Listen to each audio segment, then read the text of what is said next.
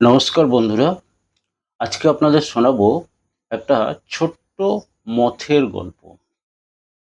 একটা জঙ্গলে একটা ছোট্ট মথের জন্ম হয়েছিল। মথটি খুব সুন্দর দেখতে ছিল, খুব নরম, আর তার যে ডানা সেটা সিল্কের মতো চকচক করত। সে একটা ছোট্ট গাছের ছায়াতে থাকতো। কিন্তু সেই মথটির একটি ইচ্ছা ছিল যে সে আগুনের শিখা কেমন সেটা একবার স্পর্শ করবে। তার কারণ সে যেখানটায় থাকতো সেখান দিয়ে যে রাস্তা ছিল সেই রাস্তা দিয়ে রাত্রিবেলায় যারা পথচারী তারা যখন যেত তাদের লণ্ঠন ঝুলিয়ে, সেই লণ্ঠনের আলো যে শিখা, সেই শিখাটা দেখে তার খুব ভালো লাগতো। তার যে ঔজ্জ্বল্য, তার যে নরম একটা পেলবতা, সেটাকে সে অনুভব করত। তো তার খুব ইচ্ছা ছিল যে সেই শিখা কিরকম সেটাকে সে অনুভব করবে।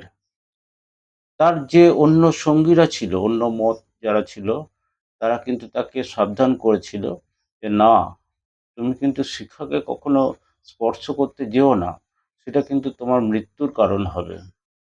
কিন্তু এই মতটি ছিল একটু অন্য রকমের। তার খুব সাহস ছিল। সে তার ইচ্ছা পূরণ করবার জন্য সে আরো বেশি শক্তিশালী হয়ে উঠবার চেষ্টা করলো।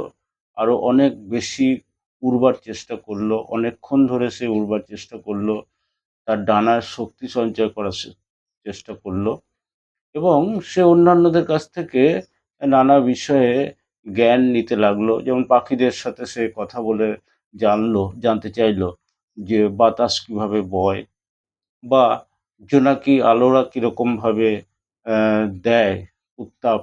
এরকমভাবে বিভিন্নভাবে সে নিজেকে উন্নত করবার চেষ্টা করলো এবং তার এই একটা ইচ্ছা ছিল যে শিখা, আগুনের শিখা কেমন সেটাকে সে জানবে, বুঝবে। এই করতে করতে তার একটা দিন একটা সুযোগ এলো। সে দেখতে পেল একটা উঁচু পাহাড়ের চূড়ায় একটা উজ্জ্বল আলো। রাত্রিবেলা উজ্জ্বল আলো সে পাহাড়ের উপর দেখতে পেল।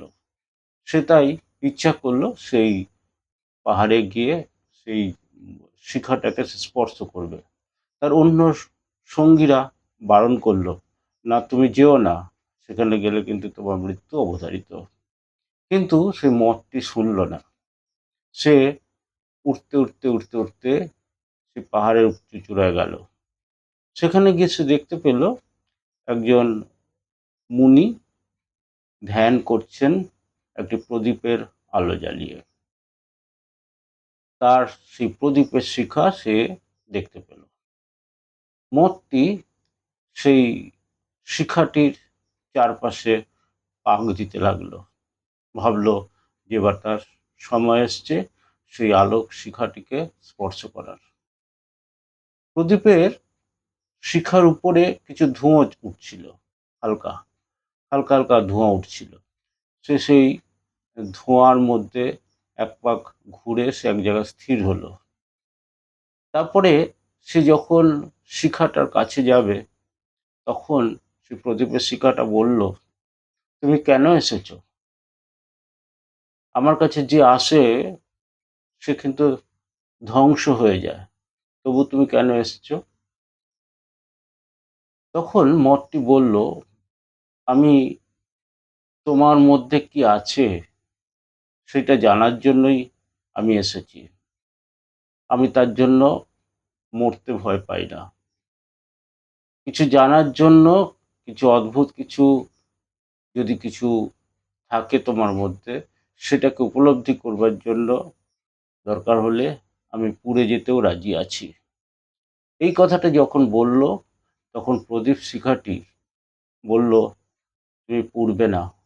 তোমার এই সাহস, তোমার এই সংকল্প, তোমার দৃঢ় ইচ্ছা, এটা একদম সম্পূর্ণ অন্যরকম।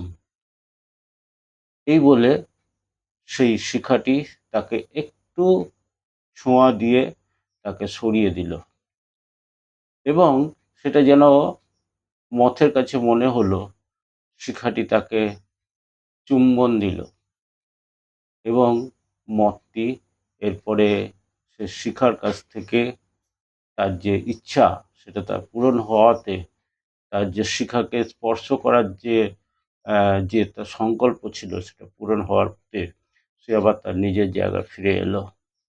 তখন অন্য মথরা তাকে ঘিরে ধরল, সবাই নির্বাক, তুমি আগুনের শিখার থেকে ছুঁয়ে আবার বেরিয়ে আসতে পারলে?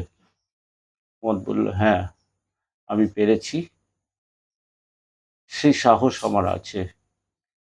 এই সাহস যদি থাকে অচেনাকে জানার জন্য, বিপদকে মোকাবিলা করবার জন্য, অজানাকে জানার জন্য, ঈশ্বর আমার সহায় হয়। তখন তার মধ্যে যে পরিবর্তন এলো, সাহসের ফলে সে যে নতুনকে জানার যে তার ইচ্ছা পূরণ হলো, সেই শক্তি তাকে তার মধ্যে যে সঞ্চারিত হলো, সে সেটাকে অন্যদের মধ্যেও সঞ্চারিত করবার চেষ্টা করলো। এই গল্পের মোরাল কি? মোরাল এটাই যে অচেনা অজানাকে জানবার জন্য,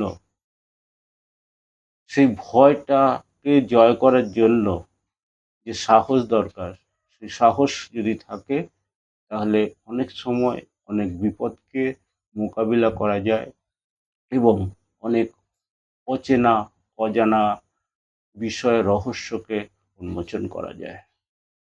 গল্পটি কেমন লাগলো? লাইক, কমেন্টস, শেয়ার করে জানাবেন প্লিজ। আজকের মতো এখানে বিদায়। নমস্কার।